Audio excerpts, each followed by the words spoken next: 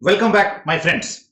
So in last lecture, we have discussed about integration of project management process in a translator's workflow.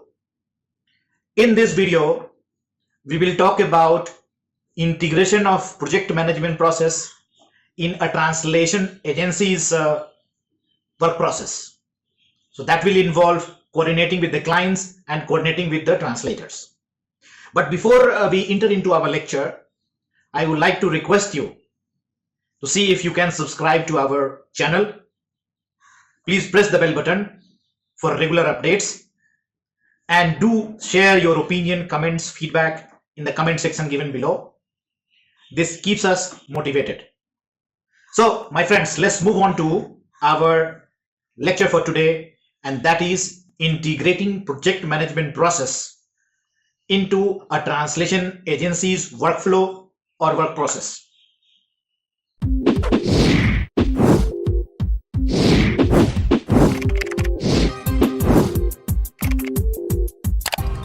In first part, before I enter into describing how we integrate that project management process, I would like to come back to our previous lectures on project management. And if you recall, we have given importance to 4 points, which is very important for us even in this particular integration process for translation agency. And the first one is planning, scheduling, execution, and control and exit. But in doing all these activities, if you recall, we have also discussed about project charter, or in that we have discussed about understanding the scope of the project. So there is a concept called project scope management. So if we try and analyze, in large, rather this project management process, and in that if we take up only a scope, there is still expansion of that, and that is called a scope management. So in a scope management, in overall, we define the scope of the project in totality. But in order to effectively execute our projects, we have to break down, one major chunk of activity into small chunks, and that is what is called work breakdown structure. In this work breakdown structure, first we broadly define the work, and each work is subdivided into small units. And once we do that, we also have to analyze accordingly the timeline for each activity, the cost involved, the material involved, the man involved, the risk involved, the quality control, integration, So these are all elements which is applicable at all stages. So using this work breakdown of scope management, we structure our scope and then integrate that into our project management system.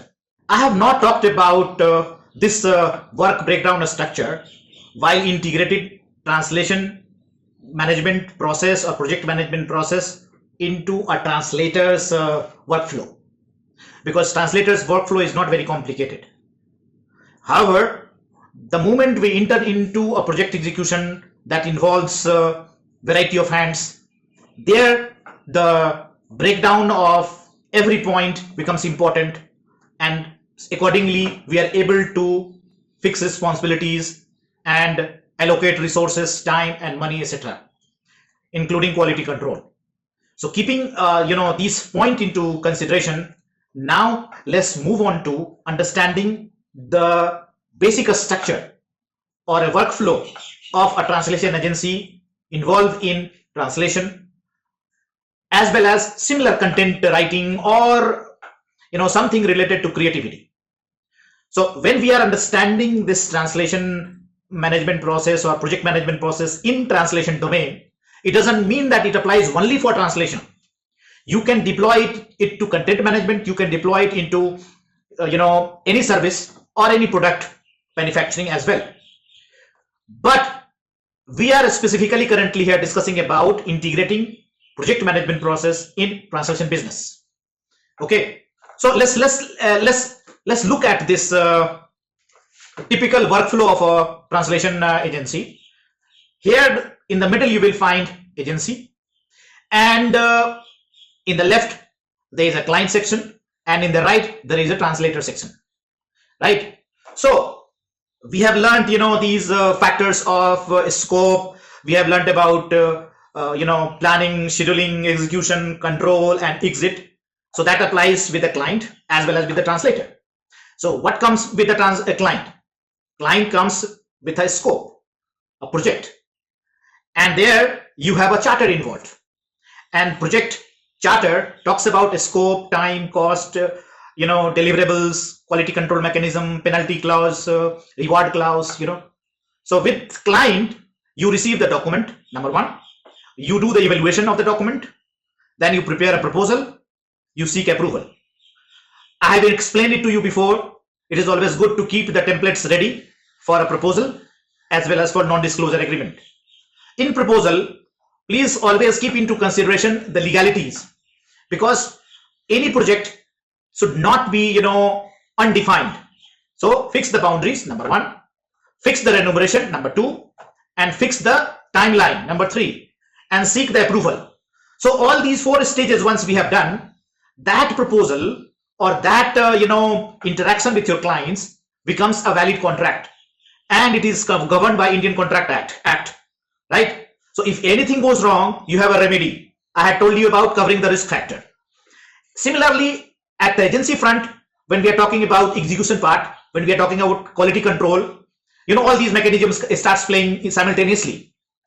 You receive the document or you receive an inquiry, you seek the document, client at times sends you the document. Many times they say, no, there is a confidentiality clause involved there. So you seek the document. Without seeking document, it becomes impractical to give them exact quote. You can certainly give them estimate, but exact quote, it is advisable to give only when you have received the document in hand and you know what format you are receiving, whether it is readable, whether it is difficult, it is PDF file, you can edit them, or it is MS Word file, formatting is needed. Each and every step takes time, my friend. So in order to cover your risk, it is advisable to seek the documents in advance. Many times you receive tags, for apps, and those tags are really painful when not from linguistic point of view, but from technical point of view. If you're not technically qualified, it becomes a troublesome zone. So you have to be playing safe while dealing with these non-technical aspects or non-linguistic aspects, or project management or cost management or contract management or proposal management, you say, scope management, we say, timeline management, we say. All these factors are important when we are trying to deal with proposal part, right? So once we have done all these things, what we do, we define the document, we understand it. If we also understand if we can deploy some computer assisted translation tool, or we can call memory tools. For example, there are some memory tools like MemoQ, Trados, WordFast, OmegaQ. There are a variety of memory tools now coming in. Many times translators use them for quality management, consistency, terminology management, etc. So you have to look into this consideration whether you have to deploy this, because many times repetitive projects, help you in defining the project, and at the same time, also they help you to execute the project at a very faster speed, because you already have the memory. Client may not be aware. So depending upon what you have factors are there, you analyze them within your planning phase itself before sending the proposal.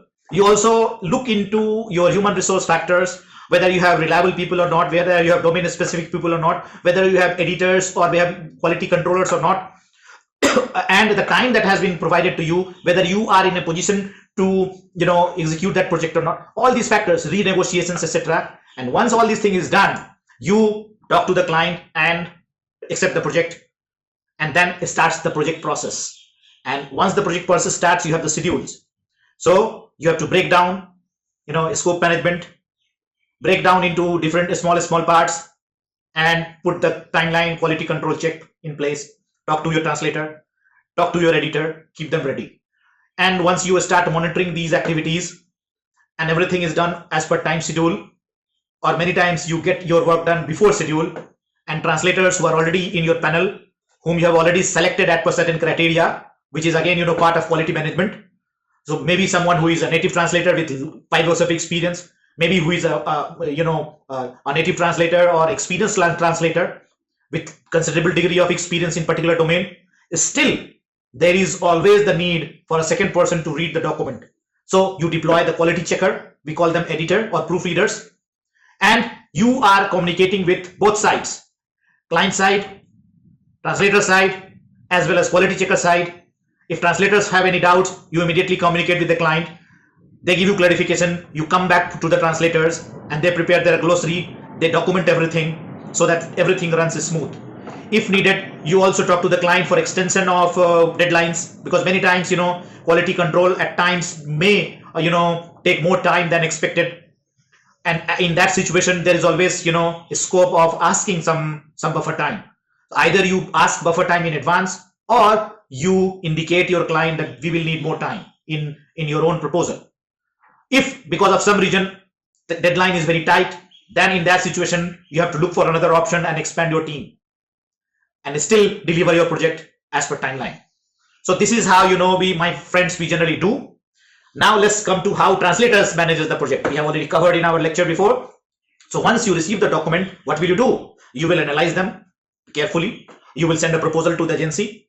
Agency will either ask for amendments, may ask for revision of the cost, may ask for revision of the time. Once it is approved, you go through the document in one go, then select certain terms which are difficult one, prepare your glossary, use the context while preparing glossary, use technical dictionaries, non-technical, whichever domain you have.